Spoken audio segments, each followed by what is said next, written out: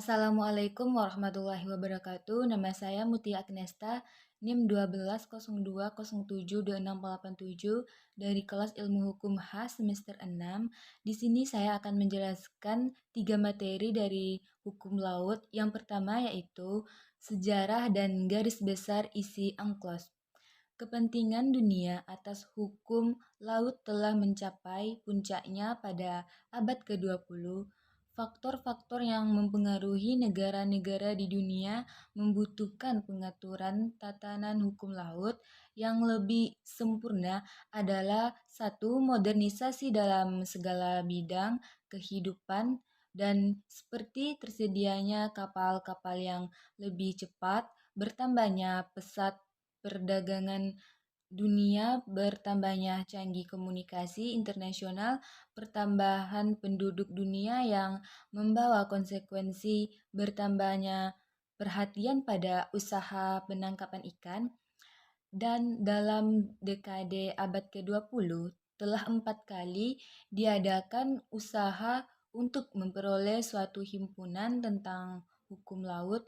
Satu yaitu Konferensi Kodifikasi Den Haag tahun 1930 di bawah naungan Liga Bangsa, dan yang kedua Konferensi PBB tentang hukum laut tahun 1958 UNCLOS 1, dan yang ketiga Konferensi PBB tentang hukum laut 2 1960 UNCLOS 2, dan yang keempat Konferensi PBB tentang hukum laut 3 1982 UNCLOS 3. Hasil konvensi dari UNCLOS 1 pertama, Konvensi tentang Laut Teritorial dan Jalur Tambahan, belum ada kesepakatan dan diusulkan dilanjutkannya di UNCLOS 2. Kedua, Konvensi tentang Laut Lepas atau Convention on the High Seas, yaitu mengenai kebebasan pelayaran, kebebasan menangkap ikan, kebebasan meletakkan kabel di bawah laut dan pipa-pipa, kebebasan terbang di atas laut lepas.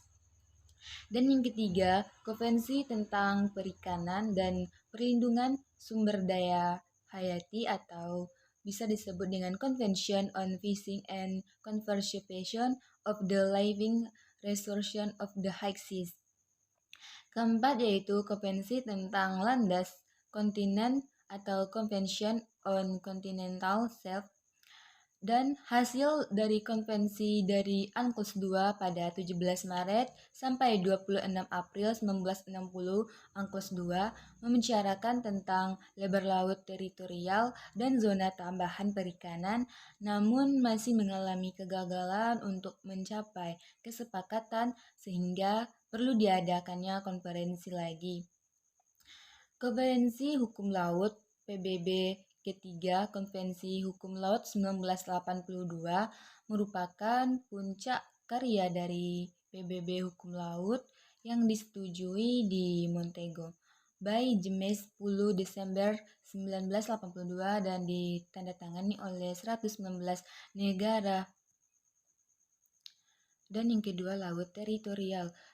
Laut teritorial atau perairan dalam bahasa Inggrisnya yaitu territorial sea adalah wilayah kedaulatan suatu negara pantai selain wilayah daratan dan perairan pendalamannya. Laut teritorial meliputi pula suatu jalur laut yang berbatasan dengan perairan kepulauannya, dinamakan perairan internal termasuk dalam laut teritorial. Adapun pengertian kedaulatan ini meliputi ruang udara di atas laut teritorial serta dasar laut dan tanah di bawahnya, dan kedaulatan atas laut teritorial dilaksanakan dengan menurut ketentuan Konvensi Perserikatan Bangsa-Bangsa tentang Hukum Laut atau United Nations Convention of the Law of the Sea. Laut teritorial selebar 12 mil laut yang diukur dari garis pangkal kepulauan mengelilingi kepulauan Indonesia, perairan Nusantara yang terletak di antara pulau-pulau beserta dasar laut yang berada di bawahnya.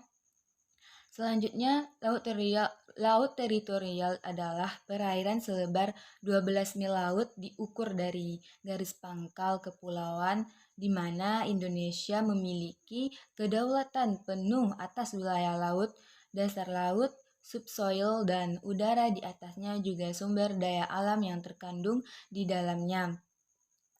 Status hukum laut teritorial, yaitu tetap mengakui hak-hak ini internasional seperti hak lintas damai, kapal-kapal asing yang berlayar melalui perairan Indonesia, serta pipa-pipa dan kabel-kabel yang telah ada di dasar laut.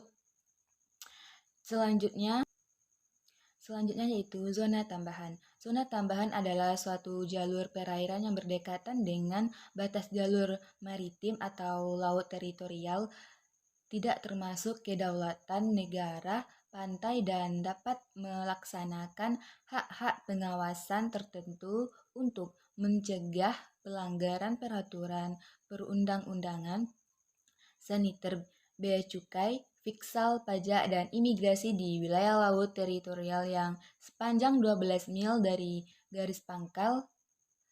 Adapun zona tambahan ini terdapat dalam pasal 24 ayat 1 Angklos 3 dinyatakan bahwa suatu zona dalam laut lepas yang bersambung dengan laut teritorial negara pantai tersebut dapat melaksanakan pengawasannya yang dibutuhkan untuk mencegah pelanggaran-pelanggaran perundang-undangan yang berkenaan dengan masalah bea cukai atau perpajakan dan keimigrasian, selanjutnya kesehatan atau sanitera.